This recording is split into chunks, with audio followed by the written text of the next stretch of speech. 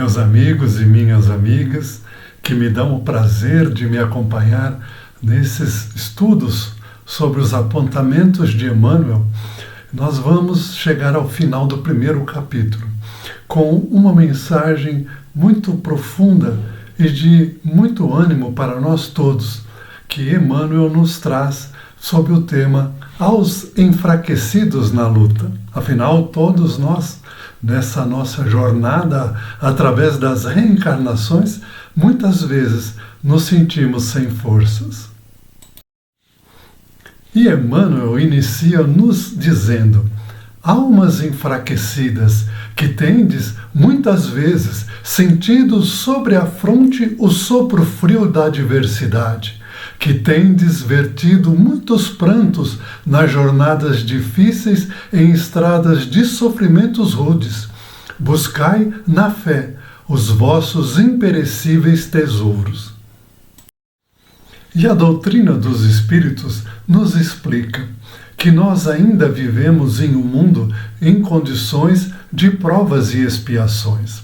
Provas significa aquilo que você já aprendeu, aquilo que você já traz como tesouro íntimo e que, muitas vezes, você solicita à espiritualidade que lhe dê uma oportunidade de exercitar todo este aprendizado. Já a expiação é quando você, renitente nas transformações que são necessárias, é convidado pela espiritualidade de maneira impositiva a vir na nova jornada na matéria para passar por situações que à primeira vista são de sofrimentos, de grandes desafios que nos faz muitas vezes cair em desânimo, mas que se formos fiéis, no sentido de termos fé em todo o amor do Divino Pai sobre todos nós, nós vamos, ao final da jornada, se persistirmos e se sairmos vitoriosos, a compreendermos que nunca foi o caso de sofrimento, mas sim casos de muito aprendizado, de muito crescimento espiritual, que só nos propiciona condições riquíssimas de aprendizado e de nos tornarmos cada vez mais espíritos evoluídos. E Emmanuel continua nos instruindo: bem sei da intensidade da vossa angústia, e sei da vossa resistência ao desespero. Ânimo e coragem, no fim de todas as dores, abre-se uma aurora de ventura imortal. Dos amargores experimentados, das lições recebidas, dos ensinamentos conquistados à custa de insano esforço e de penoso labor, tece a alma sua auréola de eternidade gloriosa. Eis que os túmulos se quebram e da paz cheia de cinzas e sombras dos agigos emergem as vozes comovedoras dos mortos. Escutai-as! Elas vos dizem da felicidade, do dever cumprido, dos tormentos da consciência nos desvios das obrigações necessárias. Todo esforço que fazemos não é em vão. Todas as lutas que travamos nos traz um grande aprendizado, nos traz fortalecimento íntimo e que vai cada vez mais fazendo com que nós possamos compreender que nós estamos rumo à perfeição. É lógico que hoje a distância que nos separa da perfeição é muito grande. E isso quer dizer que vai demandar tempo. Vai ser necessário um retorno contínuo à matéria para gradualmente irmos conquistando cada vez mais degraus de ascensão ao alto. E é importantíssimo que nunca possamos desistir desta luta, porque a recompensa virá. Todos nós, com o passar do tempo, com as experiências reencarnatórias, cada vez mais vamos tomando consciência de que a vida é muito mais do que essa passagem curtíssima pelo estágio da matéria.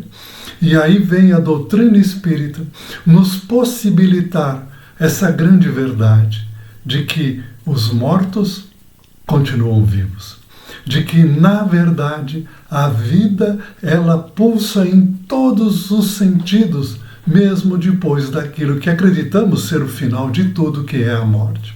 E através da mediunidade, estes espíritos que já não se encontram na matéria, mas que estiveram aqui vivendo os mesmos tormentos que nós vivemos, vêm nos alertar de que, quando a batalha é bem vencida, nós vamos encontrar do outro lado a paz, principalmente a paz da consciência, de que cumprimos a nossa missão e de que conseguimos nos desviar de tudo aquilo que tornaria mais difícil essa nossa ascensão. Escutai essas vozes. Essas vozes nos falam através dos diversos livros, nessa riqueza que a doutrina espírita nos oferece. Que possamos sempre estarmos nos enriquecendo com os ensinamentos de um Emmanuel, com os ensinamentos de um Bezerra de Menezes, de uma Meimei, de um André Luiz, isso para falar só nas obras de Chico Xavier, que vão nos trazer cada vez mais alegria, esperança e convicção de que Deus nos ama e de que tudo aquilo que passamos é para o nosso bem, é para o nosso crescimento e fortalecimento. E Emmanuel segue adiante, nos dizendo: orai, trabalhai e esperai. Palmilhai todos os caminhos da prova com destemor e serenidade. As lágrimas que dilaceram, as mágoas que impungem, as desilusões que fustigam o coração, constituem elementos atenuantes da vossa imperfeição. No tribunal augusto, onde pontifica o mais justo, magnânimo e íntegro dos juízes, sofrei e confiai, que o silêncio da morte é o ingresso para uma outra vida, onde todas as ações estão contadas e gravadas, as menores expressões dos nossos pensamentos. Assim, queridos amigos, Emmanuel só está nos reforçando este grande ensinamento. Toda a passagem na matéria é efêmera, mas apesar de ser efêmera, se bem utilizada, elas nos enriquece profundamente de valores espirituais, que são os valores eternos, são aqueles que carregamos além túmulo e que vão servir de base para que possamos subir nessa escada que nos leva ao alto, cada vez mais fazendo com que possamos seguir adiante, confiantes, serenos, sempre com aquele sentimento profundo de que Deus é por nós, e se Ele é por nós, quem poderá ser contra nós? E por fim, como a lição final, neste final de capítulo, Emmanuel nos ordena: amai muito, embora com amargos sacrifícios, porque o amor é a única moeda que assegura a paz e a felicidade no universo. Assim, queridos amigos, Emmanuel nos esclarece que a única força que rege todo o universo chama-se amor. É ela que faz com que tudo seja harmonia, que toda a criação divina possa seguir os rumos traçados pelo Pai. E ela é aquela moeda que vai garantir a nossa felicidade futura. E isso não é só aqui na Terra, é em todo o universo criado por Deus. E que possamos nos fortalecer sempre, sempre tendo aquela convicção de que o amar ao próximo como a si mesmo é um mandamento muito mais profundo que o Jesus nos deixou. E que possamos sempre estarmos conscientes de que sem amarmos ao próximo, estaremos deixando de amar a nós mesmos E na medida em que não amamos a nós mesmos, tornamos impossível a nossa evolução. Que Deus nos ampare sempre para que possamos exercitar em todos os momentos essa lei universal, amor, que possamos sempre expandir cada vez mais a nossa forma de compreender e de amar a nós, a Deus e ao próximo. E ficamos aqui por hoje.